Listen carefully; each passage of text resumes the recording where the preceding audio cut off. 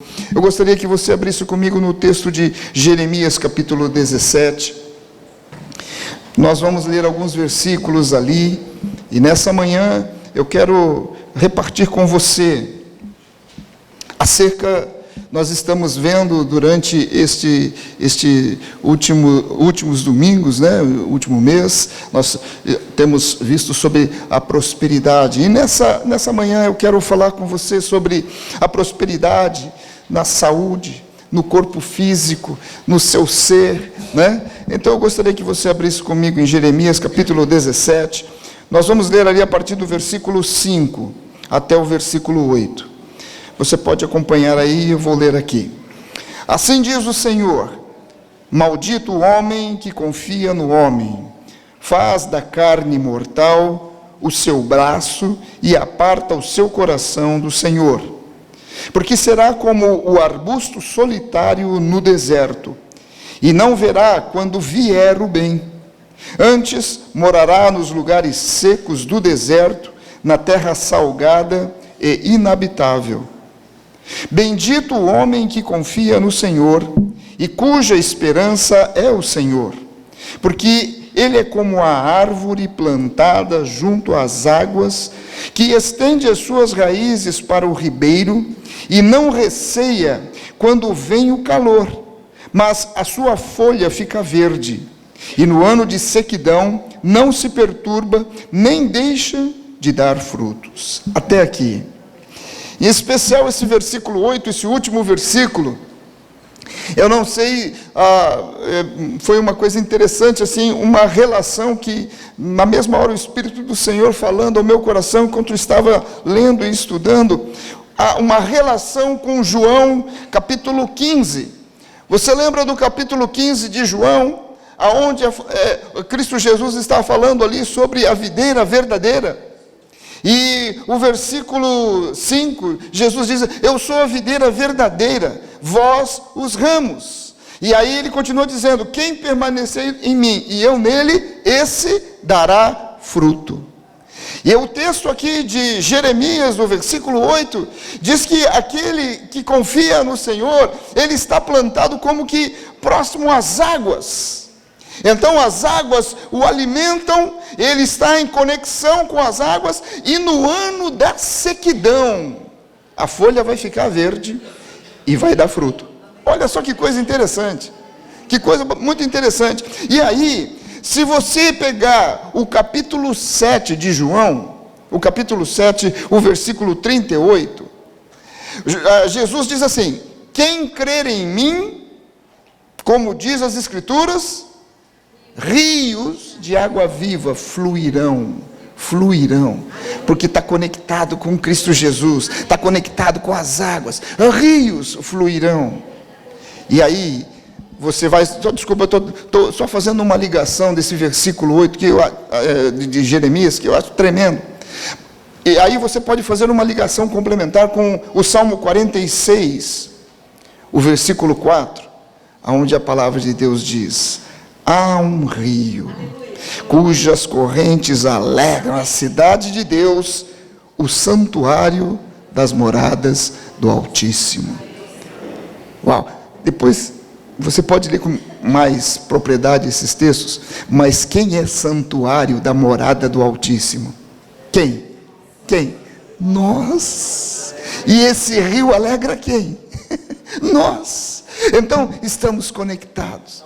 Querido, você consegue entender que não é uma conexão superficial, é uma conexão que precisa demandar do rio e estar em contato íntimo para que possa ser tocado por aquela água. Não é uma conexão de formas, não é uma conexão superficial, mas é uma conexão íntima. As raízes falam de uma intimidade, Ou seja, elas mergulham pela terra. Então, você consegue entender o que a rica palavra do Senhor está dizendo a nós, o que Jesus, ele deixa a nós quando ele fala sobre permanecer nele e ele em nós. Não é só um canal, é uma via de mão dupla, porque permanecer nele é como aquele que vai a ele por causa da bênção.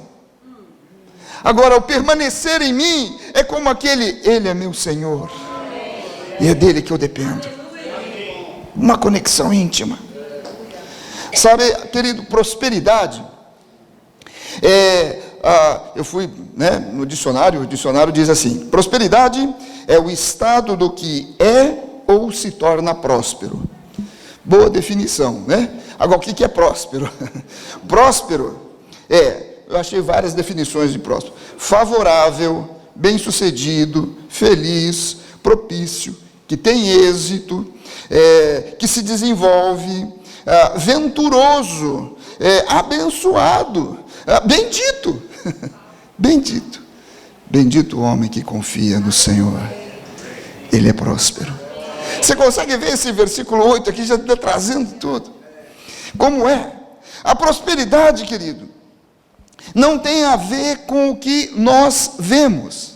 Você, né, de uma certa forma, o homem, ele coloca o rótulo, a prosperidade, ele é próspero, pelo que vê. Então você vê uma pessoa com muitos bens, você vê uma pessoa se vestindo bem, viajando, se vê uma pessoa com um carro do último momento, se vê uma pessoa assim, com bens, com riqueza, ele fala, essa pessoa é próspera.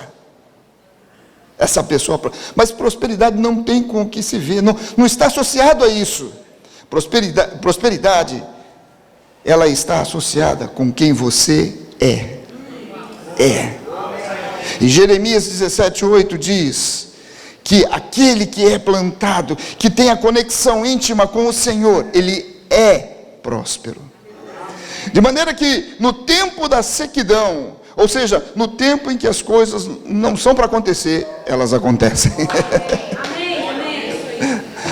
É isso aí, isso é próspero. Agora, você consegue perceber que prosperidade, ela vai muito além da riqueza. A riqueza diante da prosperidade fica irrisória.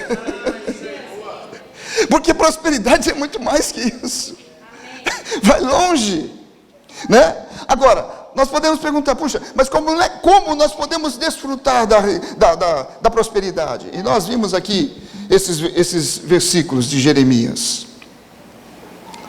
O homem maldito. O versículo 5 diz: o homem que confia no homem e faz da carne mortal o seu braço e aparta o coração do Senhor. Olha só, o homem que confia no homem, que confia na sua justiça, nos seus juízos, que confia nos seus esforços, que confia nas suas deduções, que confia na sua força e no seu esforço. E não é só isso, o homem que assim se porta, ele acaba se apartando do Senhor, ele não tem conexão com o Senhor. Esse homem, ele é maldito, porque esse homem, ele está confiando nos seus esforços para ser próspero. Não dá não. Sabe, eu não sei se você já teve experiência de encontrar com pessoas que estão muitas vezes em revolta. Sabe, muitas vezes a revolta é tão profunda que a pessoa entra até num quadro de depressão, porque a vida é injusta. A história de vida é só apanhando, a pessoa lutou para ser, para fazer, para ter, pelos seus esforços.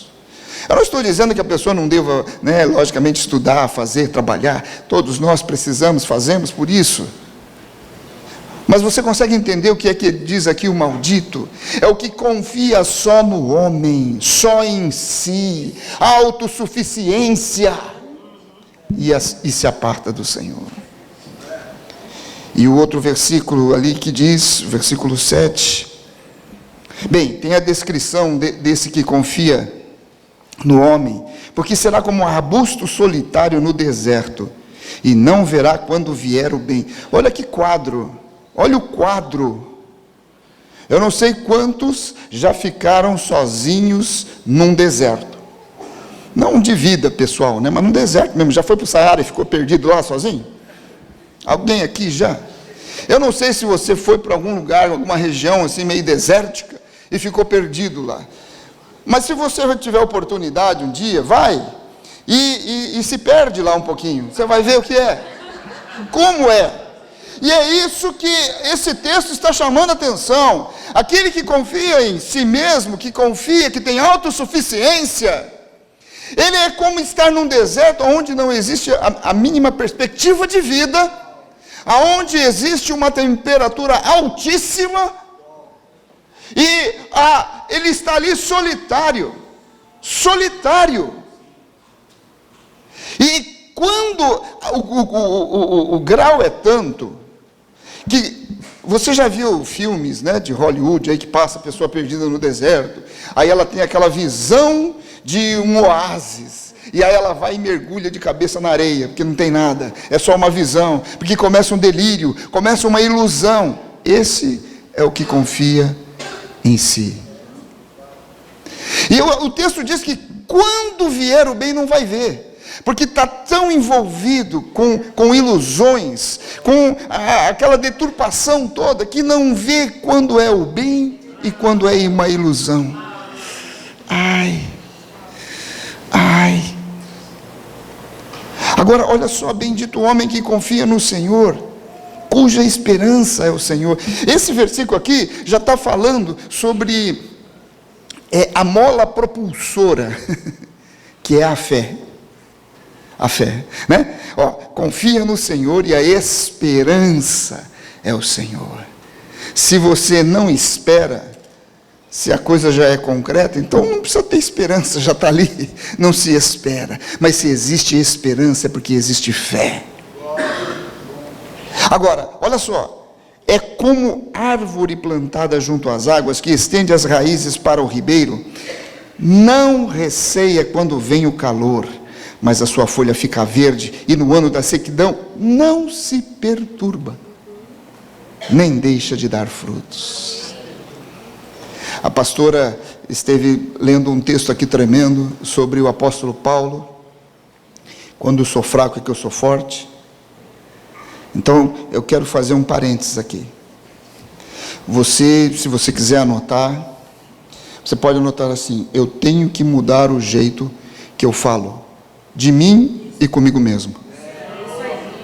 Eu tenho que mudar o jeito que eu falo de mim e comigo mesmo. Por quê? Porque olha só, quando eu sou fraco, é que eu sou forte. Isso muda completamente a perspectiva de quando nós estamos em momentos de tremenda fraqueza. É ou não é verdade? Eu diria o seguinte, que Paulo aqui está dizendo: gente, pula de alegria quando você estiver fraco, porque aí você é forte. Agora, isso nós temos que nos permitir tomar e entrar. Você consegue perceber que o texto que fala aqui da sequidão não se perturba. Em ano de sequidão não se perturba. Glória a Deus, né, queridos? O Brasil está passando num momento de crise financeira, não é? Não é isso? E nós não estamos nos perturbando, não é? Nós não estamos nos perturbando. A crise financeira do país não está afetando o meu sono, não está afetando os meus relacionamentos com o corpo de Cristo, ou com parentes, ou família, enfim. Não está afetando o meu relacionamento com Deus. Não me perturba. Não me perturba. Dá para a gente fazer a conexão das ideias. Dá para ver como a palavra do Senhor já estava falando sobre uma realidade da graça de Cristo Jesus. Está dando para você entender e ver na palavra. Nós precisamos mudar o jeito com que nós nos tratamos. E eu quero dizer de mim, sabe, Deus tem falado muito ao meu coração. Eu tenho procurado me vigiar, conforme, de repente, de manhã, quando acordo o dia, cheio de coisas, muitas situações, o primeiro impulso é depreciar ou dizer algo do dia. Opa, peraí, não é assim. Não é assim. Agora, você já, bem, com certeza já aconteceu, né? Teu dia, tua semana, amanhã é segunda-feira, hein? Amanhã é segunda-feira, hoje ainda é domingo, né? À tarde vai dar para assistir um joguinho lá do time e tal, né? Tomar um cafezinho, tá? Mas quando chega aí por volta de umas 8 horas da noite, que começa a se aproximar o amanhã, né? Aí já vai aquele estresse todo, tem que preparar amanhã, tem agora cedo, tem isso, tem aquilo, na semana vai ter aquilo outro, uma série de situações. E aí, você levanta na segunda-feira, logo cedo, por causa de toda a carga que naturalmente, aparentemente, se tem, você tem decodificado nos seus pensamentos. Você começa a se depreciar o dia, depreciar a semana. Isso não vai dar certo, eu não vou conseguir, eu não vou fazer, eu estou muito cansado para fazer tanto, começa a declarar uma série, às vezes você, quem sabe até nem fala em voz audível, mas você permite aquilo dentro de você, ditar quem você é. E aí, como acontece a tua semana? Como acontece a tua semana? Semana difícil, com luta, pesada. Você já teve uma situação assim? Não sei se você já teve essa, de você levantar e falar, você tem aquela nítida sensação que você vai enfiar o carro, trombar, bater, enfiar num poste, alguma coisa assim. Ninguém teve essa sensação, né? Ninguém teve, eu sei. Mas você já teve essa sensação, e você saiu na rua, vai acontecer, e aconteceu. Sabe, queridos, eu não estou falando aqui de força de pensamento positivo, nem pensamento negativo, nem nada disso. Eu estou falando sobre o que a gente fala de nós mesmos, do que a gente declara de nós mesmos. Sabe quando nada existia, Deus criou por onde? Por aquilo que Ele falou, pela palavra. E sabe o que acontece conosco? Nós criamos os nossos dias, as nossas situações, pela palavra. Aquilo que falamos, aquilo que declaramos sobre nós. É por isso que Cristo Jesus, quando Ele veio, morreu e ressuscitou, Ele nos trouxe uma nova natureza. Nós somos uma nova criatura. O que era velho, glória a Deus, cantamos aqui, morreu. O que era velho, meu velho homem. Sabe que às vezes esse velho homem, ele tenta se levantar, mas ele está morto em Cristo Jesus, olha só, agora, qual é a única maneira do crente recair em maldição? Você sabe me dizer? Qual é a única maneira do crente recair para a maldição? É rejeitando a graça de Deus. E isso não significa perder a salvação.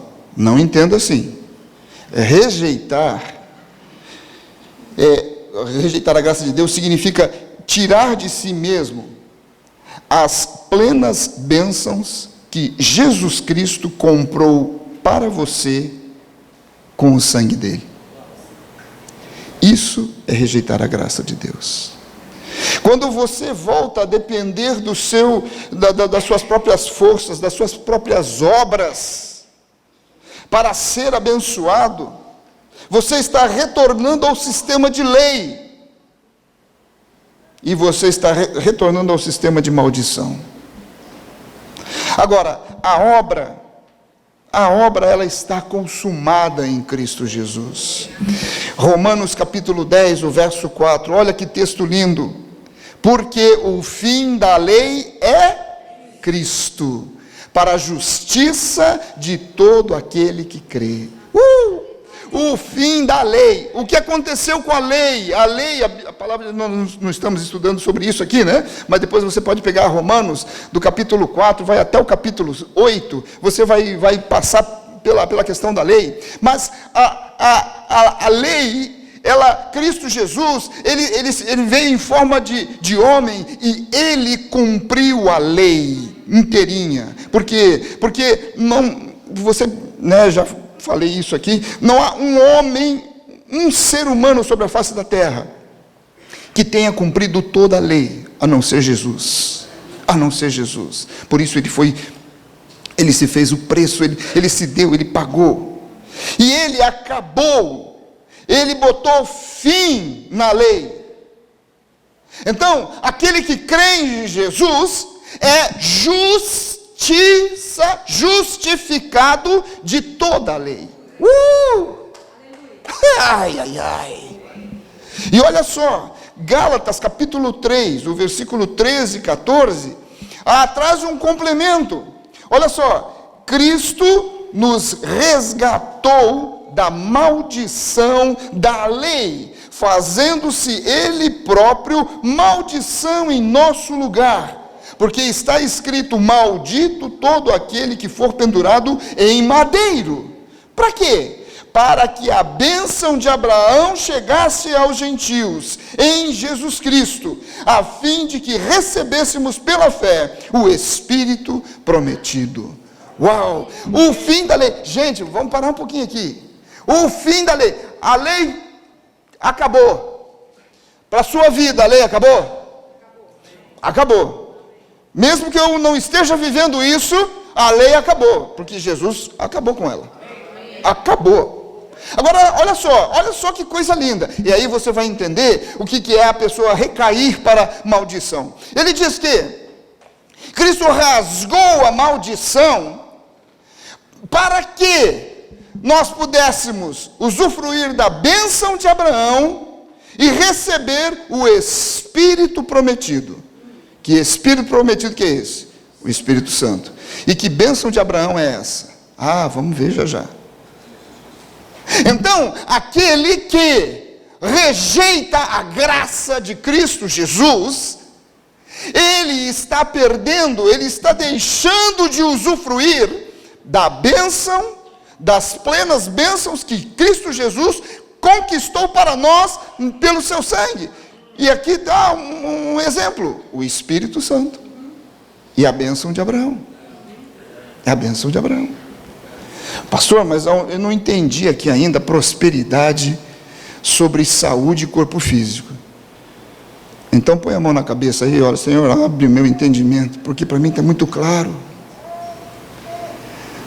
Porque se o meu ser, ele é ministrado pela presença, ele está conectado, íntima conexão com o rio de Cristo Jesus. A cada segunda-feira, começo de semana, eu vou estar me alimentando. Então, quando eu vejo impossibilidades, que eu sou fraco, eu lembro do que Cristo Jesus conquistou, e nós vamos ver sobre a bênção de Abraão.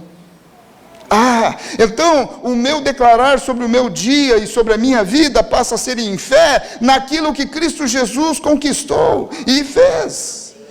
O meu viver então passa assim: pera lá, a lei acabou, então minha cabecinha fica quieta porque a lei acabou. Meu coraçãozinho, aquieta-te porque a lei acabou. Entende? Agora, vamos ver aqui acerca dessa bênção. Não é uma bênção qualquer não, é a bênção de Abraão. E você vai se assustar, porque eu acho que você nem faz, talvez você nem desconfie de que bênção que é essa e que está para você. Olha só, Gálatas capítulo 3, o versículo 29, olha o que diz: e se sois de Cristo, quantos são de Cristo Jesus aqui? Amém. Aleluia, amém. E se sois de Cristo, também sois descendentes de Abraão e herdeiros segundo a promessa. Opa, então vamos parar aqui. Primeiro, somos de Cristo Jesus. Então, sou descendente de Abraão. Agora você vai sair por aí, né? Agora vai preencher documento. Sua descendência. Você vai, Abraão. Põe aí, Abraão, que vai estar certo. Você entendeu, né? Somos descendentes de Abraão. Mas nós somos herdeiros segundo a promessa. Agora, vamos ver que promessa é essa. Mas antes de ver essa promessa, tem um detalhe muito importante de ser herdeiro. Nós somos herdeiros de uma herança em que nós não tivemos que fazer, não tivemos que pôr esforços ou obras. Nós somos herdeiros de uma herança pela pessoa a quem pertencemos. E nós pertencemos a Cristo. A Cristo Jesus. Por isso somos herdeiros. Então, qual é a promessa que Deus deu a Abraão? Alguém já viu essa promessa? Alguém já leu? Eu acredito que você já tenha lido. Mas olha só que coisa interessante. Romanos capítulo 4, o versículo 13. Romanos 4, 13. Não foi por intermédio da lei que a Abraão, ou a sua descendência, quantos aqui são descendentes de Abraão? Aleluia. Coube a promessa de ser herdeiro do mundo. Promessinha pequena.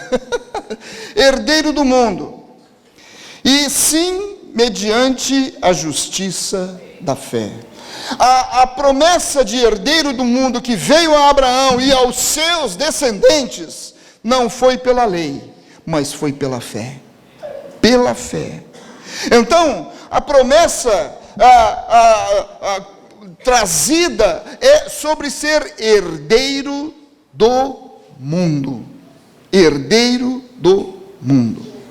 Então vamos parar aqui, vamos fazer algumas analogias. Primeiro, eu não me lembro o texto exato agora, me perdoe, mas a Bíblia traz ali nos livros de 1º, 2º João, acho que é 1º João, que diz assim, que o mundo jaz no maligno.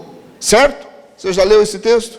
Está lá. O mundo jaz. Esse verbo jaz, jazer, quer dizer, está colocado. O mundo está colocado no maligno. E aqui Romanos está dizendo para ser herdeiro do mundo. O que acontece com essas duas informações? Casou para você? Bateu? Eu vou então herdar o mundo maligno. Então eu posso cair no pecado. Eu vou herdar o mundo maligno. É isso? Não, não é isso. Se você for pegar a palavra de Deus, Apocalipse capítulo 1, versículo 6, a palavra de Deus diz que o Senhor Jesus, Ele nos fez reino e sacerdotes. Se nos fez reino, se existe um reino, nós precisamos reinar. E aqui o texto dizendo que somos herdeiro do mundo, em outras palavras ele está dizendo sobre reinarmos em vida, reinarmos sobre a terra, agora, é para reinar agora, no seu viver, na sua casa, no seu trabalho, onde você está, reinar agora. Dá para entender? Você consegue ligar as informações da palavra de Deus acerca de nós. E olha só, querido. A promessa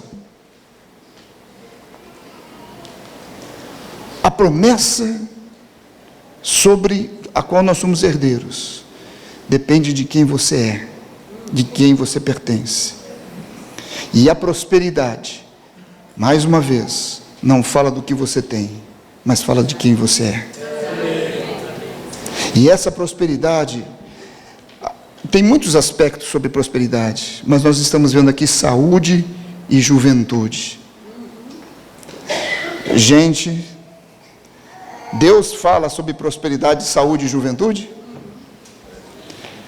O pessoal está aí, os cientistas, virando o avesso para achar a fórmula da juventude. Nós vamos ver agora. Olha só o que diz o Salmo 103, o verso 1 ao verso 5. Bendize, ó minha alma, ao Senhor, e tudo que há em mim bendiga o seu santo nome. Olha que coisa interessante, o salmista dando uma palavra de ordem à sua alma. Tá? Aqui está uma ferramenta sobre nós começarmos a falar diferente a nós mesmos, do que nós somos e de quem somos. Então, bendize a minha alma ao Senhor, e tudo que é em mim, bendiga o seu santo nome. Novamente o versículo 2 ele repete: bendize, ó minha alma, ao Senhor, e não te esqueças de nenhum só de seus benefícios. Opa, olha, anota isso daí, porque é algo que nós precisamos mudar, como nós falamos conosco, com a gente mesmo. Não esqueça de nenhum só dos seus benefícios. Minha alma, não esqueça de nenhum só dos benefícios do Senhor Jesus. E aí o versículo 3, ele começa a declarar os benefícios. É Ele quem perdoa todas as tuas iniquidades. Amém. Quinta-feira próxima, talvez você peque.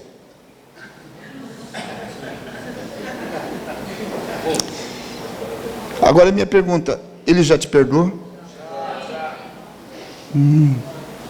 E se você não confessar? Será que perdoou ou não? Está perdoado. Porque se em cada vez que nós cometêssemos um pecado,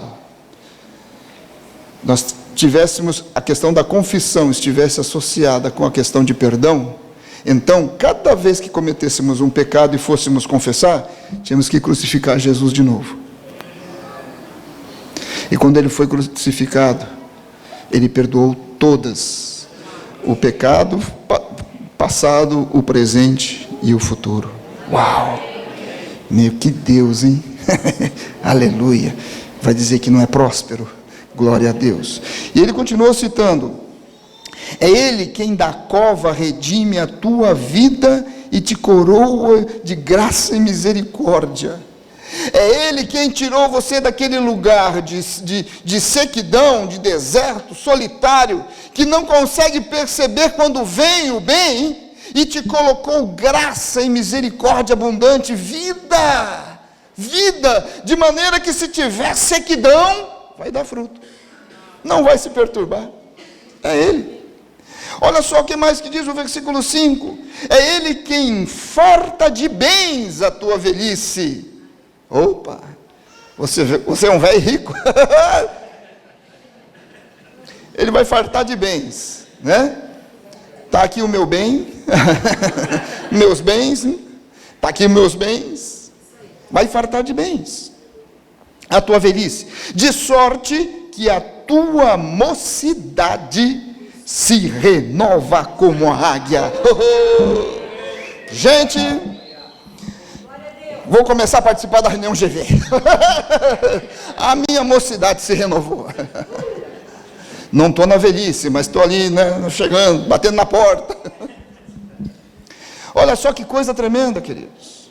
Agora, vamos ver um pouquinho mais sobre o Senhor falando da prosperidade em saúde e em juventude. Olha só, Isaías 40, versículo 31.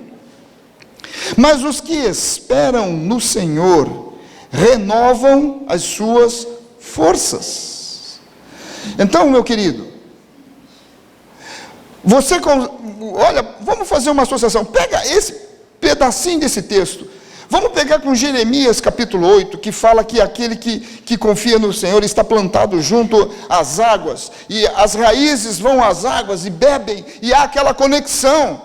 Porque, olha só o que ele diz: aqueles que esperam no Senhor renovam as suas forças. Mais um detalhe: puxa, se eu estou esperando no Senhor, se eu estou em conexão, eu não vou ser abatido.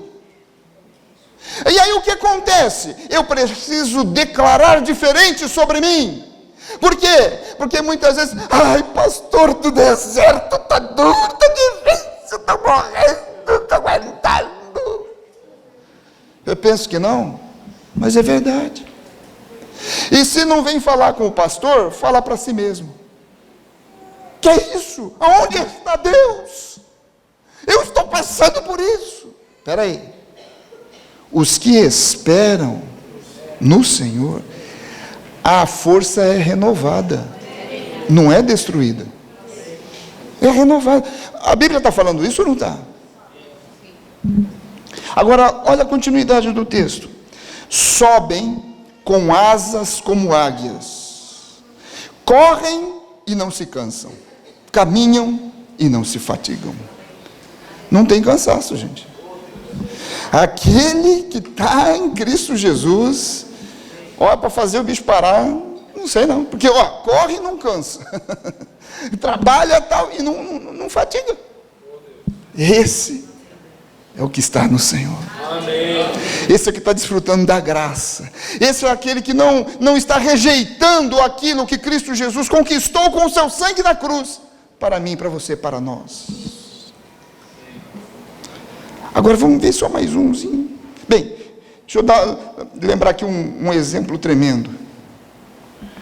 Um exemplo tremendo sobre a velhice renovada. Você quer ver? Acho que você lembra aí, né? Lembra quando Caleb recebeu a terra, o Monte Hebron de herança, e quando eles entram na terra, Canaã, e ali Caleb está com Josué, Caleb fala para Josué, agora eu vou para a minha terra, porque eu me sinto como se eu tivesse 40 anos, e ele estava com 85, para conquistar o que o Senhor me deu. Vai dizer que não está renovado? Espera aí, gente.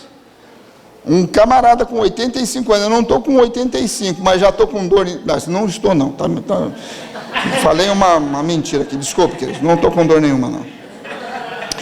Mas a gente chega a uma idade, né, as coisas aparecem, surgem, e ele fala assim, olha, eu estou pronto para lutar com gigantes, renovado no Senhor. Isso não é força natural, isso não é esforço natural, não, eu vou ficar, eu tenho que, não, isso é que está conectado com o Senhor, no rio. Agora um outro exemplo interessante, de quem espera no Senhor, olha aquela sunamita, vamos lembrar a sunamita, acho que é Reis, né, segundo Reis, a sunamita estava lá tranquila, fez uma casinha para o profeta Eliseu, uma casinha, um quarto, para o profeta Eliseu, e a sunamita, então, o profeta Eliseu ficava ali, e o profeta Eliseu falou, o sunamita, o que te falta? E ela falou, está tudo bem. E aí, o profeta Eliseu, ela não tinha filho, e o profeta Eliseu falou, daqui 1 ano terás filho. O marido dela já era velho, tá? Mas olha só, Deus até renovou a juventude do marido por causa, né? O marido era velho. Aí o que aconteceu? Após 1 ano nasceu um filho. Aquela criança cresceu, desenvolveu e num belo dia morreu. Depois você vai lá ler 2 Reis capítulo 4. E o que acontece? Quando essa criança morre, a sunamita em nenhum momento declara que a criança tinha morrido. Você pode ir lá ver. Em nenhum momento ela cita, ela fala, meu filho morreu. Nem para Eliseu ela diz. Nem para Eliseu. Ela pede para o marido, me prepara um cavalo aí, que eu quero ir ao encontro do... Cavalo não era jumento. Que eu quero ir ao encontro do profeta. E o marido pensou, é dia de festa, alguma coisa? Não, está tudo bem. Eu quero ir. Não tem importância, só quero ir. E vai até o profeta. E vem, o profeta manda Geazi, o seu menino, vir, e ela não fala nada. O profeta a chama, ela não fala nada, vai tudo bem, vai tudo bem. E aquela mulher, ela se prostra aos pés do profeta, e o profeta diz, espera aí, tem dor de amargura nessa mulher aqui. E aí ele fala para Geazi assim, Geazi, vai lá, leva esse bordão aqui, põe no rosto do menino. Mas a mulher prostrada ali, o próprio Senhor fala com o profeta, e o profeta vai com a mulher. Geazi vem vindo de volta, botei lá no menino, não aconteceu nada. O menino está dormindo, não acordou. A mulher não fala nada, a mulher não declara a morte. E aí o profeta vai, deita sobre a mulher, sobre a criança, e a criança volta à vida. Gente, espera aí. Os que esperam no Senhor renovam as suas forças. Gente, vai dizer que isso não é prosperidade? Vai dizer que isso não é uma prosperidade de saúde, saúde física, saúde emocional? Se tem uma coisa que pode provocar muitos males, é a nossa saúde emocional. E a nossa saúde emocional, ela é fruto muito do que nós geramos de declarações, de depreciações que fazemos de nós mesmos. Nós precisamos mudar como nós falamos de nós e a nós mesmos. Agora, o último texto que eu quero ler com você. Tem tanto exemplo aqui, eu não vou dar os outros exemplos que tem na Bíblia sobre isso aqui, mas Isaías 53.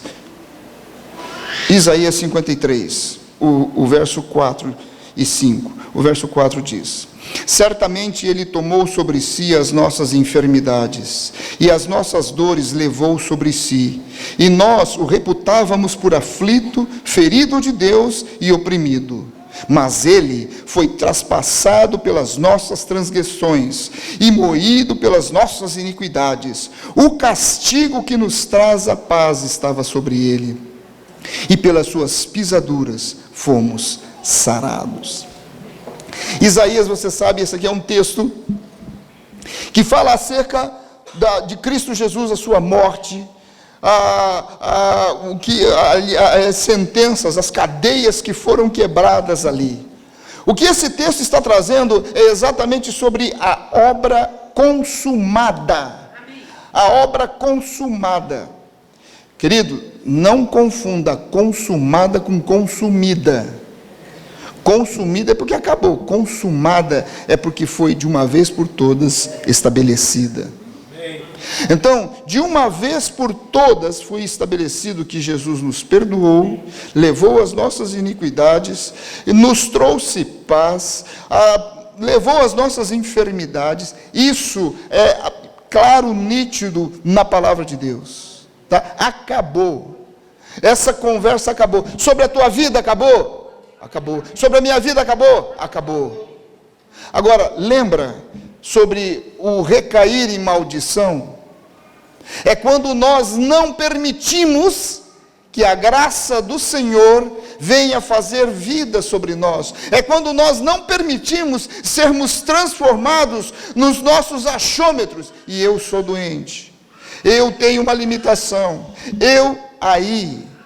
A minha alma. Eu não posso nada. Eu não sei, eu não posso. Aí nós estamos voltando à lei. Por quê? Porque vai ter que ser por esforço para que eu atinja, para que eu tenha prosperidade. Porque eu não estou entrando no desfrute da graça de Cristo Jesus. Da graça de Cristo Jesus. A obra foi consumada. E olha só, em Cristo Jesus, queridos, depois vou deixar uma tarefa para você muito gostosa. Eu comecei a fazer um pouquinho, tive que parar porque eu tinha que terminar de estudar, né, a mensagem. Mas eu comecei a pegar todos os textos que falam em Cristo, o que eu sou. É muito joia. Olha só, eu não saí do livro de Romanos, tá? Tem mais textos na Bíblia, mas eu parei só ali em Romanos, peguei alguns, tinha muitos, mas olha só. Capítulo 3 de Romanos diz que em Cristo eu sou justificado. Justificado. No capítulo 5, versículo 11, diz que em Cristo eu sou reconciliado com o Pai. No versículo 17 do mesmo capítulo 5 diz que em Cristo eu vou reinar em vida. Opa, olha só, está associando as coisas. O capítulo 6 de Romanos, versículo 11, diz que em Cristo eu estou morto para o pecado, mas vivo para Deus. Opa! Olha só, o versículo 11 diz que eu sou vivificado no meu corpo mortal. Olha a juventude aí, ó. Vivificado no meu corpo mortal. Olha só o que diz mais, o versículo 37 do capítulo 8, em Cristo eu sou mais do que vencedor. É entrar na batalha com a vitória já conquistada. Então não me perturba a sequidão, não me perturba a contrariedade, mas eu as vejo como uma oportunidade de fluir o poder, a graça e a presença do Senhor. Oh, aleluia, aleluia. Olha só que lindo esse. Esse aqui, alguns vão se sentir meio apertados. Mas esse é tremendo, gente. Todos nós precisamos ser trabalhados aí. O capítulo 12 de Romanos, verso 5, diz que em Cristo nós somos membros uns dos outros. Isso aí às vezes dá um... Mas em Cristo. Gente, faz isso. Pega, tem muito texto. E meu tempo também já foi. E eu tenho que. Só quero dar mais alguns exemplozinhos para você. Eu quero dar um exemplo bíblico para você sobre essa prosperidade em Cristo, essa identidade em Cristo, essa conexão em Cristo. Olha só. 3 João, a pessoa que nada tinha de proveito em 3 João, né? Mas tem, né? 3 João, do verso 1 ao verso 4, olha só o que diz: o presbítero ao amado Gaio, a quem eu amo de verdade. Esse presbítero não traz o nome de quem que é o presbítero, né? Mas estava falando com Gaio, e ele diz assim: amado, acima de tudo, faço votos por tua prosperidade e saúde, assim como é próspera a tua alma. Eu não sei se você captou, mas ele está falando assim: eu faço votos por tua prosperidade e saúde, assim como a tua alma é próspera. Espera aí, se a alma é próspera, se a alma está conectada, se a alma está sugando, é lógico, é óbvio, é uma coisa de vida, vai ser próspero, Então, a coisa está meio assim, não dá para separar. E aí ele continua dizendo: pois fiquei sobremodo alegre pela vinda de irmãos e pelo seu testemunho da tua verdade, como tu andas na verdade. Olha, então estava vendo um testemunho claro. Ele estava conectado na graça em Cristo Jesus, e ele estava andando na verdade, não por esforço próprio, por obras. Mas você consegue entender que muda a perspectiva? Quando o Cristo Jesus, ele morreu por nós, ele levou, ele nos justificou. Não há mais o que possa nos condenar, mas a nossa estrutura de madeira, Cristo Jesus, ele levou, e nós podemos correr como um rio caudaloso, que flui do trono do Pai, e passa através de nós. Quando eu amo, quando há uma conexão de amor, o que eu for viver, o que eu for fazer, eu jamais quero ferir, porque eu amo. Eu jamais vou querer decepcionar, contrariar, porque eu amo. Mas não é porque tem uma série de segmentos que eu tenho que andar para satisfazer, não. É porque eu sou quem eu sou, e eu me entrego ao Senhor, e a minha identidade agora não mais é a do velho, mas é a identidade em Cristo Jesus, e eu saco para a minha vida aquilo que Cristo Jesus conquistou pelo seu sangue da cruz.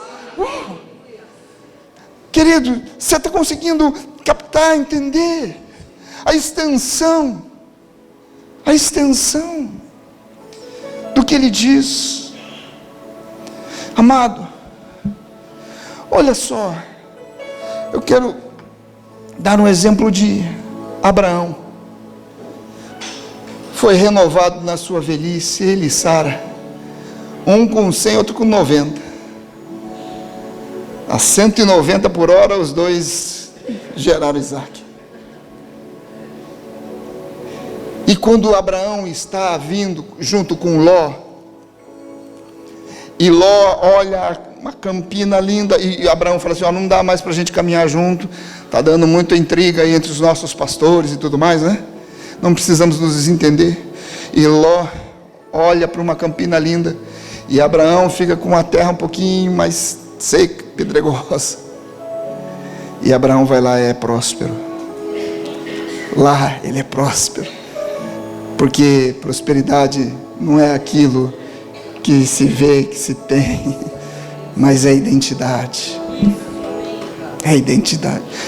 Olha um outro exemplo que já foi citado muito, nós temos citado muito, José, o cara que foi vendido, vendido pelos irmãos. Vendido pelos irmãos, que coisa. Aí ele vai parar na casa de Potifar como escravo, e ele chega a ser administrador de toda a propriedade de Potifar.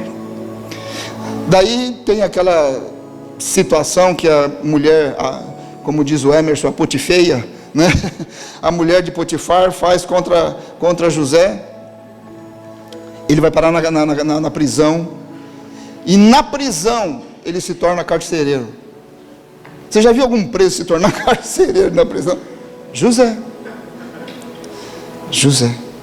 E aí ele é levado depois ao faraó, e lá ele se torna governador, e ele abençoa o Egito em época de falta de alimento, e não só o Egito, os países vizinhos também. O que é isso? Prosperidade. Olha só a igreja primitiva, Atos capítulo 2, lá diz que eles tinham tudo em comum, e eles vendiam, e os apóstolos repartiam conforme a necessidade, e ninguém havia com necessidade.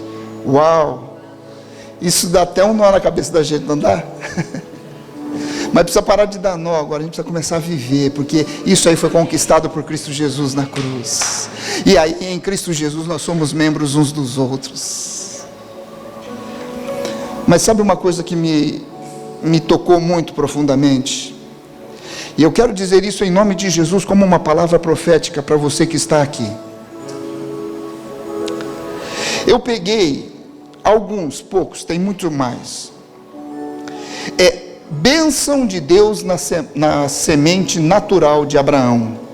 Na semente natural de Abraão. A bênção de Deus. Primeiro, Albert Einstein. Teorias que resultaram em numerosas invenções e avanços. Albert Einstein era um judeu. Levi Strauss, isso aí todo mundo vai conhecer. Levi Strauss, a empresa mais reconhecida fabricante de jeans no mundo, é um judeu. Steven Spielberg, esse você sabe quem é. Esse você sabe quem é. O mais bem sucedido diretor e produtor de Hollywood, judeu. Stan Lee, você sabe quem é. Stan Lee, né? Não tem como não. Mas ele é muito conhecido por vários personagens que ele criou. Ele criou o Homem-Aranha, o X-Men, o Hulk, o Quarteto Fantástico, o Homem de Ferro também, judeu. Agora esse aqui, Paul Allen, ele é cofundador da Microsoft junto com Bill Gates, judeu. Isso aqui são sementes naturais. Eu quero dizer em nome de Jesus, querido.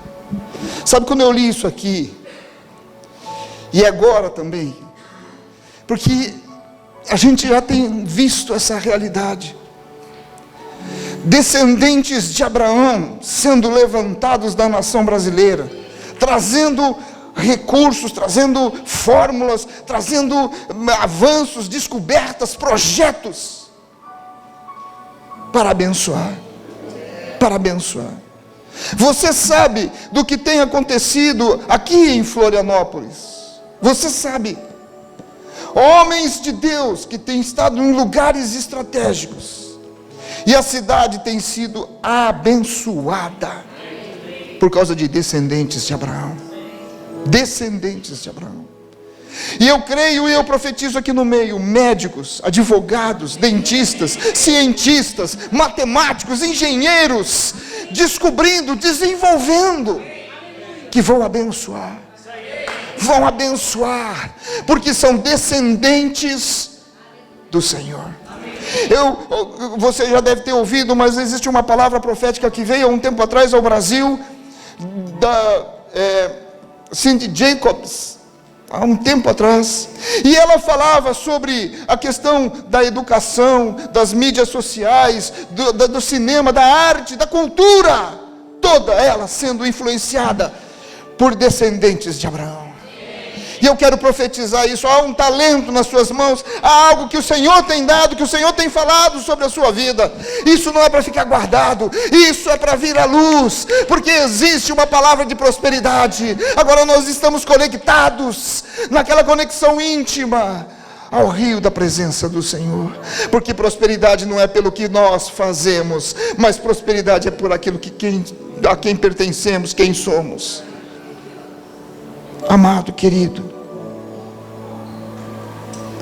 o Salmo 92, eu quero terminar aqui com esse Salmo. O versículo 13 diz: plantados na casa do Senhor, florescerão nos átrios do nosso Deus. E o versículo 14: e na velhice darão ainda frutos, serão cheios de seiva e de verdor. Oh, meu Pai amado. Amado, fica em pé.